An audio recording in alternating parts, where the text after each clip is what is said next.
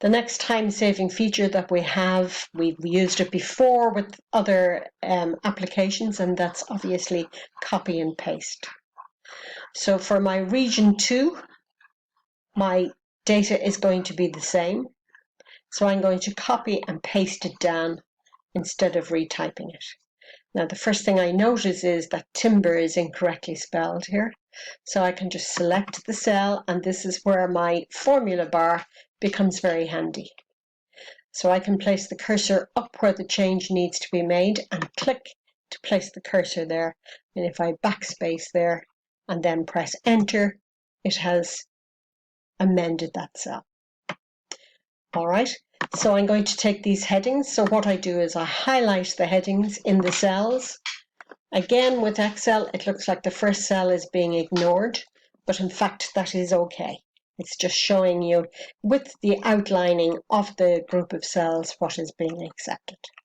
If I select copy, and then what I do is I place the cursor below the heading below, and I don't select any cells, I just simply go paste.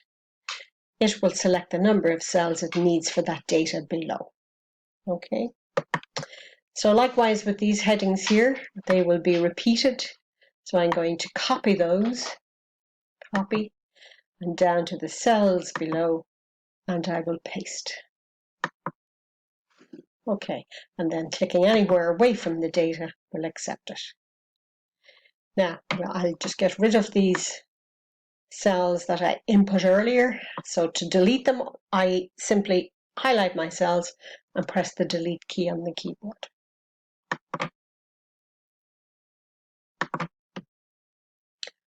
Okay, so the next thing that we notice with Excel is that data is set up and recognized as one of two things. Either a label, which is data that contains characters and figures, and that will be recognized as a heading, or figures or values. Figures input are recognized as values, and they therefore can be used in formulas. The way that labels are set up, they default to the left of the cell. Values will always default to the right of the cell. This is typical with Excel, and you don't need to worry about that at the setup point. It wouldn't look good from the point of view of printing or producing a final report here, but we deal with that at a formatting stage where we do all our styling before we print. The hardest part of Excel is setting up your report to work for you. So the main thing to do here is just to get all your headings in, and we will carry forward into doing formulas with that data in the next session. So don't worry about the fact that headings are on one side and figures are on the other side. The main thing you do is get your data in place, make sure your column widths are wide enough to display the data correctly, input your figures, and then we will go on to the next session.